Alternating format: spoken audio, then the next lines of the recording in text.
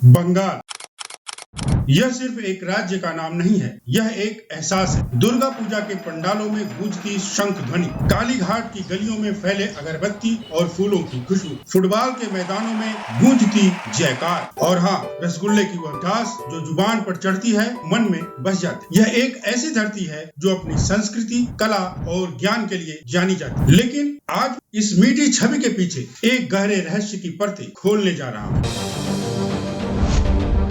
एक ऐसा सच जो धीरे धीरे इस जमीन की रगों में घुल रहा है और इसकी पहचान को बदल रहा है। यह एक खामोश लहर है जो बंगाल के भविष्य, उसकी राजनीति और उसकी सुरक्षा की दिशा तय कर रही है। लेकिन अब इस लहर की कहानी अनसुनी नहीं रहेगी। आइए मेरे साथ एक सफर पर चलिए। यह सिर्फ आंकड़ों का सफर नहीं होगा, यह उन लोगों की कहानियों का सफर होगा जिनकी जमीन, पहचान और भविष्य दांव पर।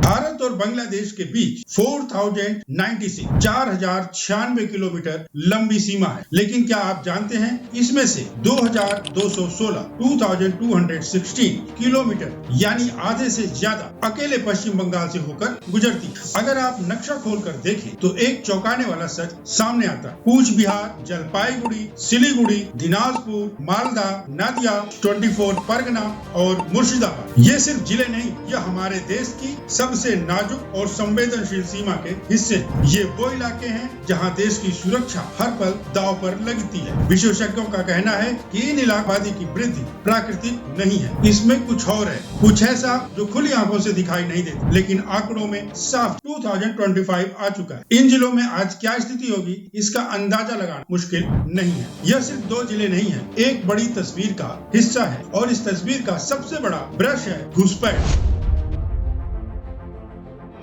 कुछ दिन पहले ही संसद में गृह मंत्री अमित शाह ने एक चौंकाने वाला खुलासा किया। पश्चिम बंगाल की 450 किलोमीटर लंबी सीमा आज भी बिना बाढ़ के खुली रहती है। वजह, राज्य सरकार ने केंद्र सरकार को जमीन ही नहीं दी। 10 बार चिट्ठियां लिखी गई, 7 बार बैठकें हुई, लेकिन कोई हल नहीं निकला। 450 किलोमीटर की खुली सीमा, यह सिर्फ एक आंकड़ा नहीं है, यह हमारी राष्ट्रीय सुरक्षा पर सीधा प्रहार है। यह एक ऐसी खुली सड़क है जहाँ से कोई भी कभी भी बिना किसी रोक टोक के हमारे देश में दाखिल हो सकता है। ये घुसपैठिए सिर्फ सीमावर्ती इलाकों तक सीमित नहीं रहते, वे अंदर घुसते हैं, नकली भारतीय पहचान पत्र बनाते हैं, जैसे कि Aadhaar card, voter card, ration card, और फिर वे कोलकाता, बीरभूम, हावड़ा जैसे जिलों में अस्थायी रूप से बस जाते हैं। और अब रिपोर्ट्स कहती है कि यही घुसपैठिए देश के दूसरे राज्यों में भी फैल चुके हैं, उत्तर प्रदेश, महाराष्ट्र, कर्नाटक तक। सवाल उठता है, बंगाल सरकार क्यों नहीं करती निर्वाचन प्रक्रिया में सहयोग, क्यों नहीं होती नकली आईडी रैकेट पर सख्त, तेज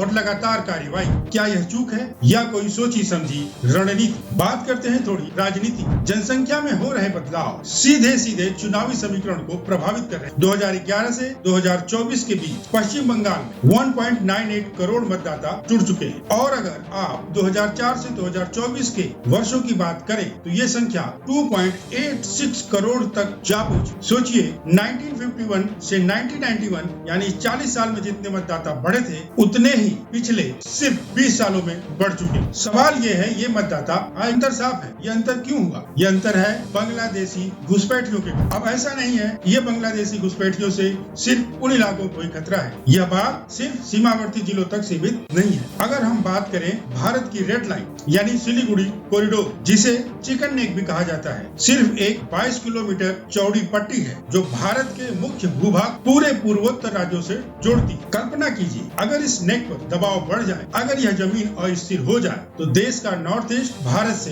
कट सकता है। विशेषज्ञ चेतावनी दे रहे हैं कि इस इलाके में लगातार हो रही जनसांख्यिकी की तब्दीली और बांग्लादेशी घुसपैठियों की गुपचुप आवाजाही राष्ट्रीय सुरक्षा के लिए एक टिकिंग टाइम बम बन चुकी। सिलीगुड़ी कॉरिडोर के जरिए ये घुसपैठिए ट्रेनों और बसों में बैठकर देश के बाकी हिस्सों में फैल जाते, बिना पहचान, बिना ट्रैक और बिना रोक। यह सिर्फ एक राज्य की चुनौती नहीं है, यह भारत की क्षेत्रीय अखंडता और सुरक्षा के लिए भी सीधा खतरा। यह डेमोग्राफिक बदलाव सिर्फ आंकड़ों का खेल नहीं है, यह एक ऐसा मोड़ है जिसके कई गंभीर सामाजिक और आर्थिक नतीजे हो सकते हैं। जब किसी क्षेत्र की जनसंख्या में असंतुलन बढ़ता है तो वह सिर्फ आंकड़ों की कहानी नहीं कहता, बल्कि समाज में तनाव का बीज बो देता है। जहाँ सांप्रदायिक दूरी बढ़ती है, जहाँ विश्वास की जगह डर ले लेता है, और जहाँ संसाधन सीमित और मांगे अनंत हो जाती हैं, बढ़ती आबादी का सीधा असर स्वास्थ्य सेवाओं पर, शिक्षा व्यवस्था पर और रोजगार के अवसरों पर पड़ता है। जब जरूरतें बढ़ती हैं और साधन सीमित होते हैं तो टकराव सिर्फ वर्गों के बीच ही नहीं,